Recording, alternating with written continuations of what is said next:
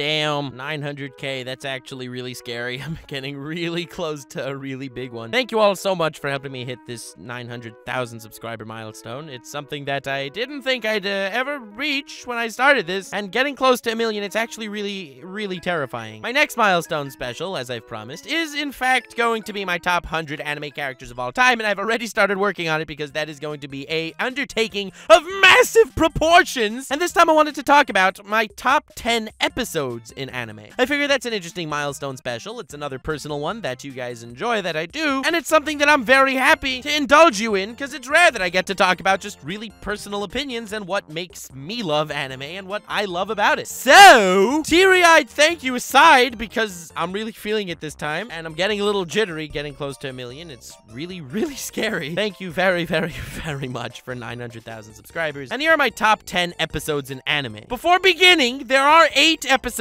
in the honorable mentions that I would like to mention to you right now, because they are very close for making it into my top 10, and they are all very awesome. So, One Piece episode 236 is the episode where Luffy fought Usopp, and I personally think it is easily my favorite episode in One Piece. Not my favorite moment in One Piece per se, even though it's up there, but anime adaptation-wise, being that the anime is worse than the manga, the anime did a fantastic job adapting Luffy versus Usopp. It's a massive turning point to the story. Tears were shed when it came to this battle, I tell you! So, massive props, One Piece episode 236 for being goddamn amazing. The next honorable mention I wanted to talk about is episode 56. Now, episode 56 is the episode that Fuhrer King Bradley returned to the war. It's where he takes on a tank and proceeds to fight Buccaneer, Greed, and Chinese Ninja Dude. And it is also in that very same episode 56 that we get Hohenheim's flashback after he left Xerxes and was saved by FMA's Chinese people. So, this episode was packed, and I goddamn loved it. It's not in my top 10, but it's definitely close. Next, I wanted to talk about MADOKA Magica episode 10. Now, if you've been following me on this journey for long enough, you know that I am a huge fan of MADOKA Magica, and it's episode 10 that really solidified that for me. Granted, the MADOKA Magica Rebellion movie is what made it one of my favorite anime of all time, but this episode made me fall in love with the anime completely. And of course, it's a massive spoiler since a lot of people didn't watch MADOKA Magica. I highly recommend you watch MADOKA Magica. But if you did watch it, I will fill you in on which episode it is. It's the episode where you get to learn all of Homura's past. Homura being my favorite character in MADOKA Magica, one of my favorite female characters in anime, and you will definitely see her by my million subscriber special. When I talk about my top 100 characters in anime, oh my god, this task is already daunting for me. But episode 10 reveals her entire past and what she was really doing the entire story, and it blew my freaking mind, completely inverting everything I understood about her character and legitimately everything I thought of this story. Next, I wanted to talk about Bleach episode 212. So, Bleach episode 206 to 212 was 110 years in the past, featuring Kisuke Urahara and Aizen, as well as what became of the Vizards and that whole spiel. Now, it's easily one of my favorite arcs in Bleach, probably my second favorite after the Soul Society arc, and episode 212, where we actually began to really see the holification process everywhere. We got to see why Urahara was banished, and we got to see why Aizen is so terrifying. I think episode 212 of Bleach was goddamn fantastic, and I know that a lot of people have seen Bleach, like, in the past and don't really remember it that clearly. Watch episode 206 to 212, and your passion for the series will be completely reignited. So, I love Bleach episode 212. Next, I wanted to talk about Attack on Titan episode 53. So, this episode is in Attack on Titan season 3, part 2, and it's the episode that Erwin gave a really heartfelt speech to his troops before charging into what seems to be their death. Like, it doesn't look like they'd survive that, trying not to spoil anything. And they charge towards the Beast Titan while making their entire army literal human decoys for Levi's one attack. Erwin is my favorite character in Attack on Titan,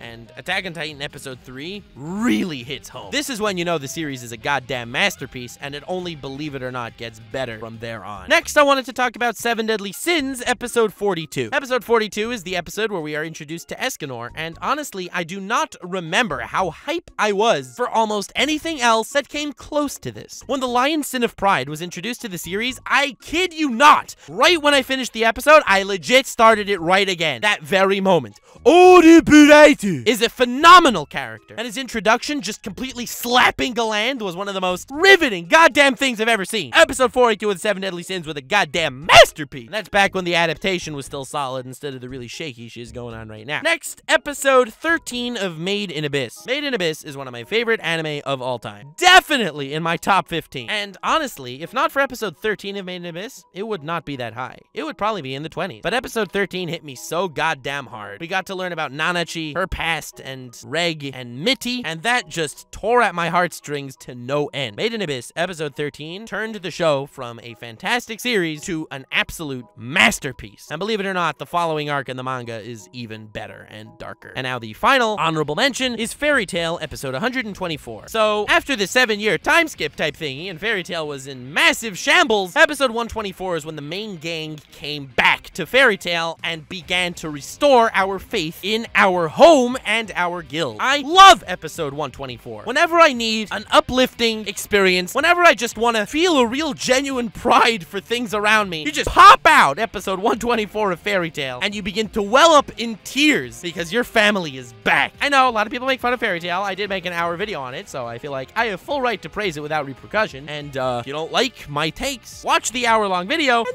then let me know your opinion. So that wraps up my honorable mention segment for this video. I will be going slightly slower for the top 10, and I say slightly with emphasis because I do not want this video to be like an hour long. I'm already dreading the million sub special, but I very much appreciate it, so I didn't want to like leave out episodes I love just for the sake of, you know, making my voice work easier. So my 10th favorite episode in all of anime is Death Note, episode 2. Welcome to the massive landscape of mature anime, and it doesn't start any earlier than episode 2 of Death Note. So I feel like for most people, you get into anime watching, you know, Naruto, Bleach, One Piece, Dragon Ball, the really hype action shonens that get you to love this medium, and then when you begin to branch out and you realize that, holy crap, there's some really dark shiz out there, you begin to stay and start actively searching out anime as opposed to other forms of media to indulge in. Death Note episode 2 did that for a lot of people, and it is clear to see why. Death Note episode 1 was very much of a setup episode. It was not one of my favorite first episodes in all of anime, but Death Note episode 2 knocked the early storytelling completely out of the park.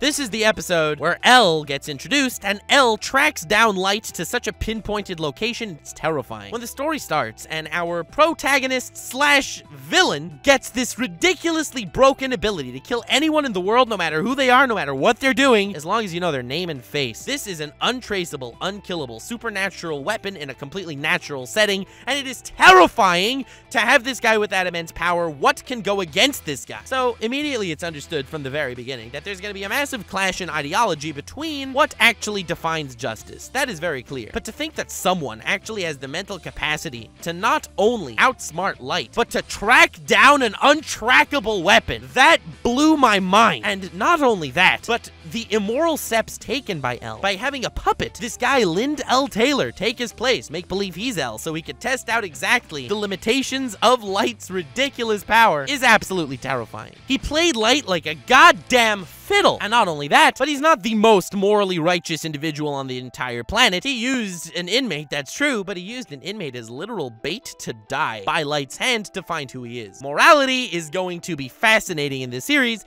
as is the brilliant psychological tactics taken by either side to survive. Light was cocky, and that's why he got caught. He made some really stupid choices because he had way too much faith in this ridiculous power that he possessed. And L got the better of him because of that. So, the reason why I absolutely love episode 2 of Death Note is because of how hard it hits home the psychological narrative that anime has the potential to possess, and also right in the beginning of the series. You don't have to wait for something like Psycho Pass or Shinsekai Yori for the latter half of the story until you're like, God damn, this thing is dark! Instead, it hits you right in the face in episode 2 at exactly how twisted and beautiful this rotten world can be. So, when I am trying to introduce anime to someone, it obviously depends on the individual. I would either take the action shonen route, you know, introducing them with something like My Hero Academia or Naruto. But if we're talking about someone who's looking for something a little darker, a little more mature, showing them the first 2 episodes of Death Note has never failed to surprise me at how well it works. Because nothing in the first 40 minutes of a show blows your mind like Death Note. Now, the reason why it's not higher on this list for me personally is because it is not my entrance into anime. I will be talking about Code Geass later because I've actually watched Code Geass before Death Note. So with that said, my 9th favorite episode in all of anime is Naruto episode 4. That's right, there's a lot of crazy stuff that goes on in Naruto. And Naruto is not considered some psychological masterpiece anime, but the bell test in episode 4 of Naruto rings true as one of my favorite anime episodes of all time that I could rewatch forever. Naruto was easily one of my gateway anime. I say one of my gateway anime because there are many things that got me into different aspects of anime, but Naruto got me into the shonen phase. Hell yeah! And honestly, what really got me into Naruto was episode 4. It was the bell test. There is nothing I've seen prior to Naruto that even came close to the absolute badassery of Kakashi. This legend, who doesn't get nearly enough credit these days, blew my freaking mind. This mad lad not only bodied all of them, not only did it with a bored expression, not only was able to do it while reading porn, which is a very interesting twist right there, but made it completely clear that not only is he an individual that's suffering too, not only does he have his own burdens and past, not only does that freaking stone that contains the names of all of his friends that have already deceased blow your mind that this character is still working for the Leaf Village with his whole heart and soul, but he hammers in episode 4 that those who break the rules are scum. That's true, but those who don't help their friends are worse than scum. Naruto is an entirely growth-oriented story, which is really what sucked me into it in the beginning. What I love about shonen, especially being that American TV does not really do this, is that you have a whole life story of someone who wants to become the Hokage, and in the end of the day, he becomes the Hokage. And you get to look back at all the massive journeys they've taken throughout in order to get to where they got. This is point A. It's where you're introduced to a real legendary ninja. Kakashi is nowhere near the top of the world at this point. In his verse, he is nowhere near recognized as the strongest, but he is not only outmatching Sakura, Sasuke, and Naruto, but he's an entirely different league, both in body and in heart. His mindset is completely different than theirs, and it's something they have to adapt to. This world is seemingly infinite at this point, and the adventures that will be had are brimming with excitement. The bell test is a test that they were not designed to win, but it's a test that they actually won through not following the rules. I positively love episode 4 of Naruto. No one will tell me otherwise. It's my 9th favorite episode in all of anime. My 8th favorite episode in all of anime is Log Horizon episode 9, the purchasing of the guild building. Words that mean very much to you if you've seen Log Horizon and mean absolutely nothing to you if you haven't seen Log Horizon. So while Log Horizon is one of my favorite isekai anime of all time, I mean, let's be honest, it doesn't compare to Digimon here, but it's definitely amazing. A lot of it is instead of just your average guy who gets hacks abilities become freaking overpowered and amass a harem, it's very much in tune with the political aspect of, you know, these immortal reincarnating beings popping into a world that already has a functioning ecosystem.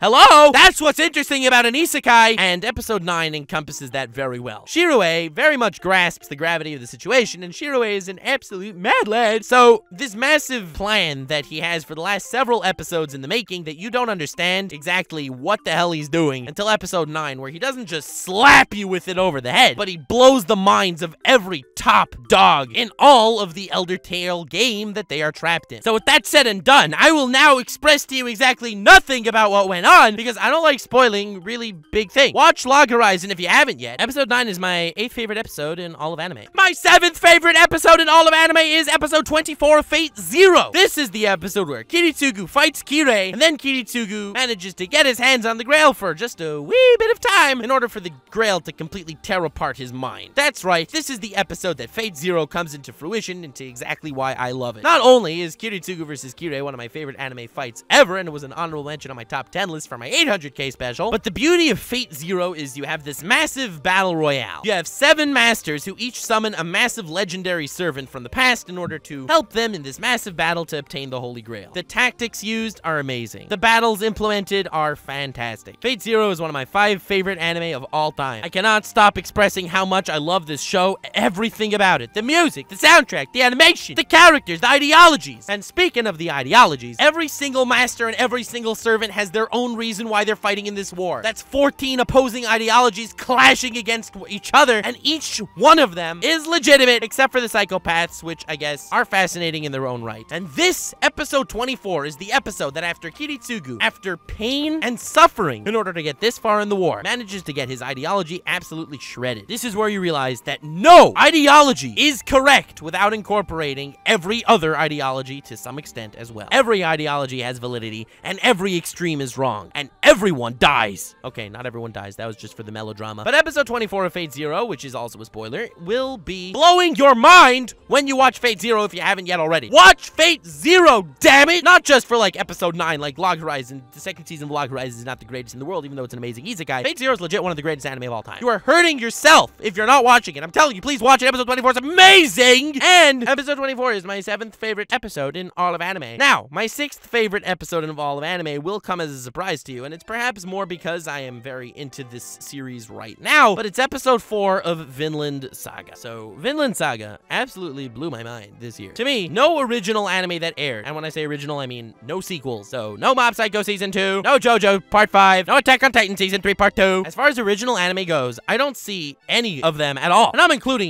Promised Neverland, Demon Slayer, and Shield Hero, and whatever else you're interested in. None of them come close to Vinland Saga. A lot of people don't know about this gem because it's only available legally on Amazon Prime, but don't let that stop you, bitches! Vinland Saga is a fantastic story, and I feel like episode 4 has such a massive spoiler. I don't want to tell you exactly what goes down. It's like, you know Whitebeard from One Piece? Imagine all the epicness that went into the grand finale of Whitebeard's Marineford act, and all that shiz is in episode 4 of Vinland Saga. If that is not enough praise, I don't know what is. Episode 4 hooked me so hard with this really, really powerful philosophy of this guy, Thors. Thors is an absolute badass and one of my favorite anime characters, even though the guy only has like a goddamn 15 minutes of screen time and like, you know, the whole story. His philosophy is fascinating. The people that fight him, his son, everyone eventually takes away from this philosophy different things and manages to become someone else because of Thors. Thors is such a boss. Vinland Saga is a tale about Vikings, and don't let that scare you. It still has that anime spark that makes it amazing. It is a story of fantastic characters. I'm only on like episode 13, and I can already list you 4 characters that are some of my favorite characters of all time. Thors, Thorkel, Thorfinn, and Askeladd are some of the goddamn most lovable and fascinating characters I've seen in a long time. And yes, that's only within the first 13 episodes of the show. From what I hear about the manga, it only gets better from this point on. Episode 4 of Vinland Saga is a goddamn treat, and if you don't watch at least the first 4 episodes of Vinland Saga, you are hurting yourself. So, not like telling you gotta watch the whole thing like Phase Zero, because I haven't seen the whole thing to tell you, but at least watch the first 4 episodes. It will blow your mind. My 5th favorite episode in all of anime is Steins Gate, episode 22. Again, it's a big spoiler, and that sucks, because I can't really talk about it. Yeah, that's right. I didn't realize until exactly right now that picking this topic was literally not the greatest choice for me to pick ever. It's a topic where either I'm talking about episodes early on, episodes later on, and the later on episodes I can't really talk about, and the early on episodes is just basically my endorsement to watch the show. But episode 22 of Steins Gate, which is the second last episode, solidified Steins Gate as a classic anime that I believe anyone can enjoy and should watch. In the beginning, I understand why you think it may be a little slow. It's developing the characters, it's almost slice of lifey in this really weird setting of this mad scientist who in Kiyoma, who somehow manages to accidentally create a time machine that can't really teleport people, but it could send text messages to the past. So they end up messing up a whole bunch of stuff. They end up saving some lives, causing some deaths. Stuff goes really wrong at certain points in the show. And in order to remedy the whole situation, in order to get everyone out of the massive mess that they managed to fall into, Hoin Kyoma creates a perfect time loop in episode 22. I don't really feel like that in itself is a spoiler, but it's how he does it that is the massive spoiler that I will not be talking about. Episode 22 will go down forever as one of my favorite episodes in anime. In fact, it's my 5th favorite episode in anime. When it comes to time loops, there are very, very few that I feel like really blow my mind and do that job right. I love Steins Gate, and episode 22 is a goddamn masterpiece. On to my 4th favorite episode of all time! Episode 51 of Hunter x Hunter. So I really wanted to talk about episode 131 of Hunter x Hunter, episode 131 being where Gon fights Pito, but I think I liked episode 51 better. Episode 51 is the Requiem of the Phantom Troop. The York New Arc and the Chimera Ant Arc are 2 of my favorite arcs in all of anime, and I feel like nothing in the York New Arc is as mind-blowing as this Requiem of the Phantom. After spoilery things happens, the Phantom Troop, which is essentially the Hunter x Hunter version of the Akatsuki, except extremely cool, in fact, far cooler than the Akatsuki. Well, I guess that's arguable. I kind of like the Akatsuki a lot too, but not the point of this video at all! The point is, when something happens, this silent requiem, where they cause absolute hell in the city of York New, which is not at all based off the city of New York, because, as you know, the word New and York are flipped to create the city of York New. A completely different thing, not at all taken inspiration from New York. I'm glad I managed to get that misconception out of the way. But to try and hip-hop around spoilers, the heart and soul of this seemingly soulless organization hits really, really hard. Seeing the absolute terror that they produce and this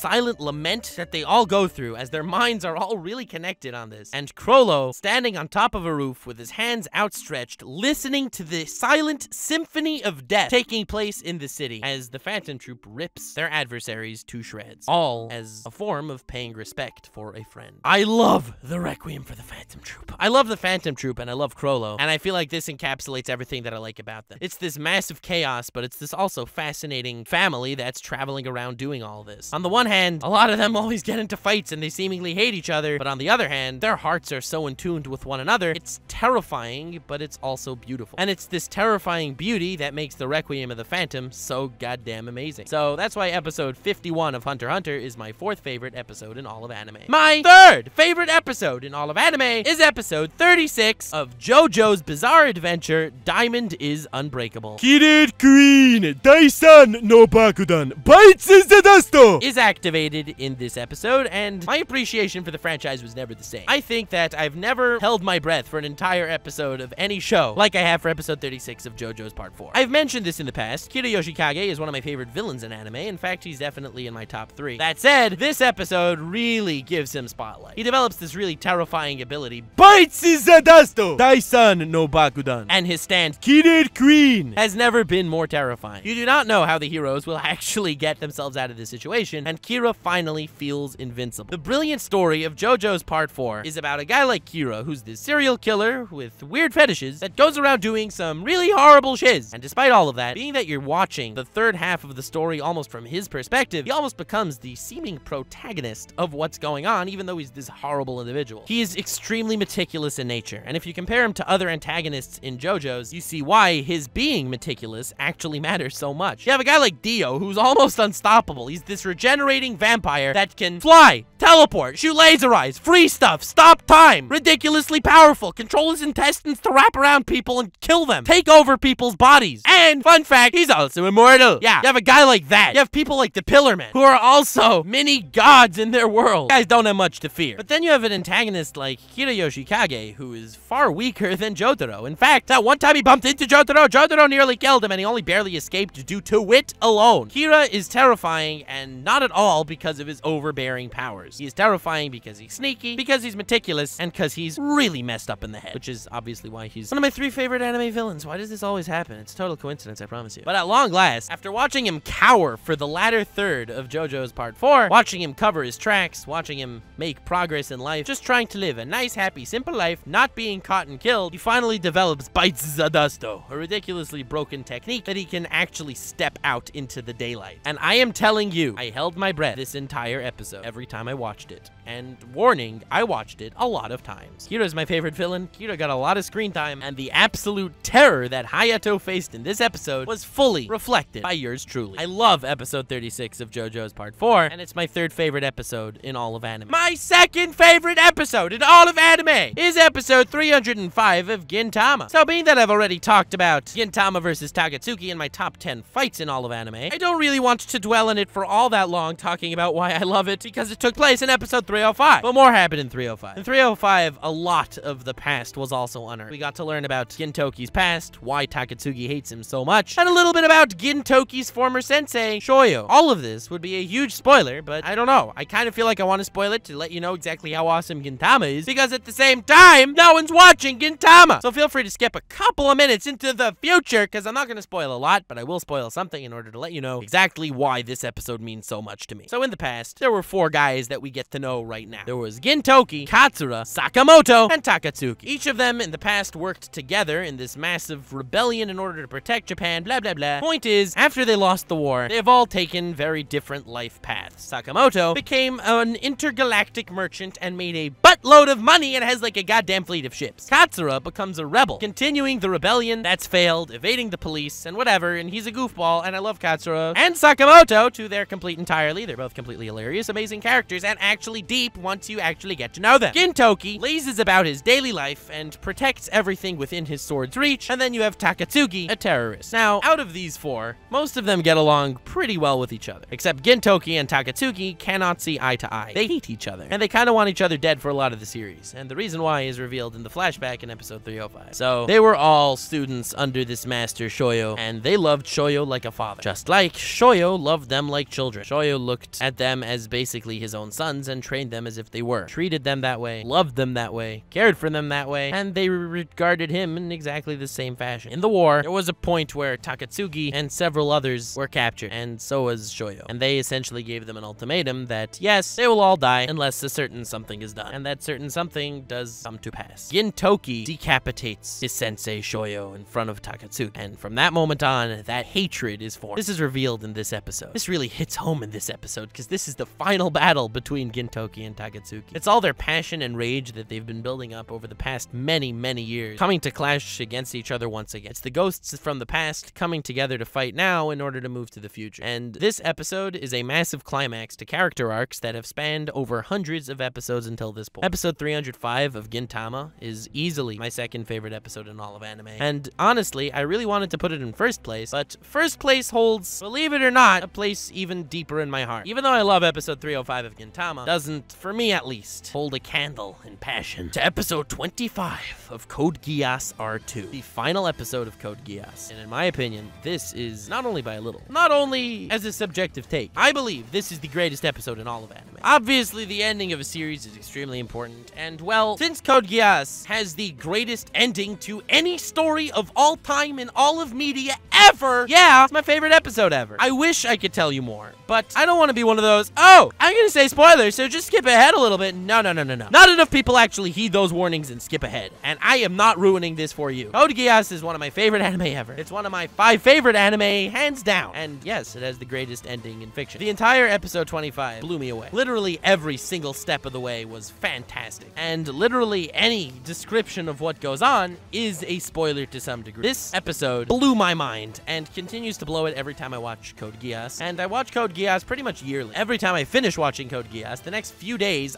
the only thing I could think of is the ending of Code Geass. So as I mentioned, when I first got into anime, I mean, I've watched Pokemon, Digimon, Yu-Gi-Oh, and then eventually got into things like Naruto, which led me into Bleach, and other shonen, and then I was like, what is the next anime I should watch? And I picked up Code Geass. I managed to pick up Code Geass before Death Note or anything else that was trendy at the time, and nothing has been quite like Code Geass since. I have never seen a story like this, I have never seen an ending like this, and it completely blew my mind and made me a full-on anime tard. And to this day, nothing stands even close to the absolute king that is Code Geass R2 episode 25, grand finale of Code Geass. So, thank you so much for watching this video. I hope you did enjoy it. Feel free to leave a like and subscribe if you enjoyed, because these are my 18 favorite episodes in anime, and feel free to join the fan base. We're over 900k strong right now, which is very scary, and I greatly look forward to reaching 1 million, even though I will have to be working on my top 100 character list, which is a very daunting task indeed. I really genuinely thank you for everything all of you have done. Like, it blows me away that we're right here right now. At 800k, I wasn't freaking out that much, because I was like, I don't know, like, oh, I was just like 700k, so then 800k, but 900k is really close to 1 million, and 1 million's like a really big number, guys. Thank you